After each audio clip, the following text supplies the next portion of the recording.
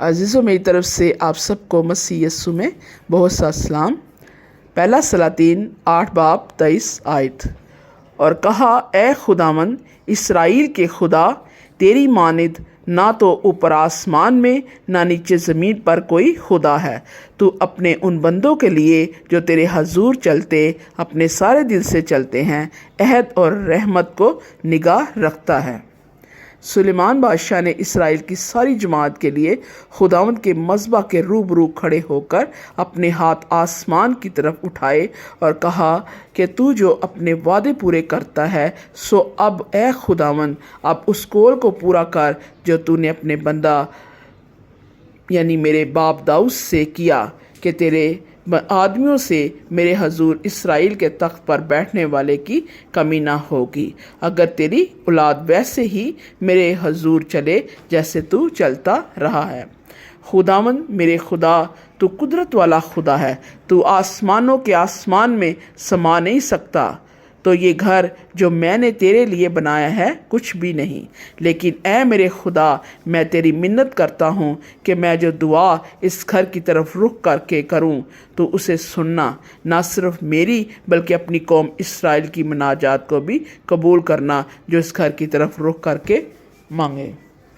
جو میں نے تیرے لیے بنایا ہے۔ اے میرے خدا، تو جو رحیم خدا ہے، جب تیری قوم کوئی گناہ کرے اور معافی کے لیے تیرے گھر کی طرف منہ کر کے دعا کرے تو ان کو معاف کر دینا، کیونکہ تو ان کو اس اچھی راہ کی تعلیم دیتا ہے جس پر ان کو چلنا فرض ہے۔ اگر ملک میں کسی طرح کی مصیبت یعنی کال، وبا، ٹڈی ہو، غرض کیسی ہی بلا، کیسا ہی روگ، تو جو دعا اور مناجات کسی ایک شخص یا تیری قوم اسرائیل کی طرف سے ہو، جن میں سے ہر شخص اپنے دل کا دکھ جان کر اپنے ہاتھ اس گھر کی طرف پھیلائے، تو آسمان پر سے جو تیری سکونت گاہ ہے سن کر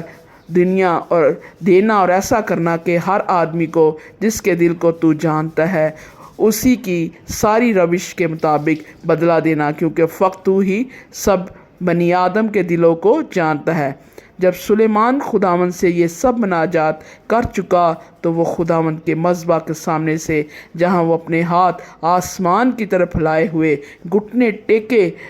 تھا اٹھا اور کھڑے ہو کر اسرائیل کی ساری قوم کو برکت دی اور کہا کہ خداوند خدا ان تمام وعدوں کے موافق اپنی قوم کو آرام بخشتا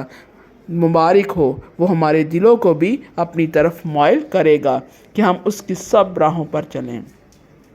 تاکہ ہم اس کے تمام احکام کو مانیں جو اس نے ہمارے باپ دادا کو دیے کہ مانیں، دن اور رات اپنے خداوند کے نزدیک رہیں، زمین کی سب قومیں جان لیں کہ خداوند ہی خدا ہے اور اس کے سوا اور کوئی نہیں، اور تمہارا دل اس کے حکموں کو ماننے کے لیے کامل رہے۔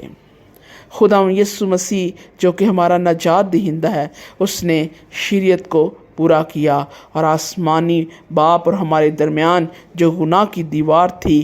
اسے ڈھا دیا، اور یوں ہمارا رابطہ خدا کے ساتھ ہو گیا۔ اس لیے ہم اسے باپ یا ابا کہہ کر پکار سکتے ہیں۔ اب ہمیں کسی طرف رخ کر کے دعا کرنے کی ضرورت نہیں، بلکہ اپنے دل کی صفائی کر کے ایمان سے مانگنے کی ضرورت ہے، اور وہ ہماری تمام مناجاتوں کو سنتا اور جواب دیتا ہے اور اپنے مانگنے والوں کو عزیز رکھتا ہے۔ خداوند خدا آپ سب کو اس کلام کے وسیلے سے بڑی برکت دے، آمین۔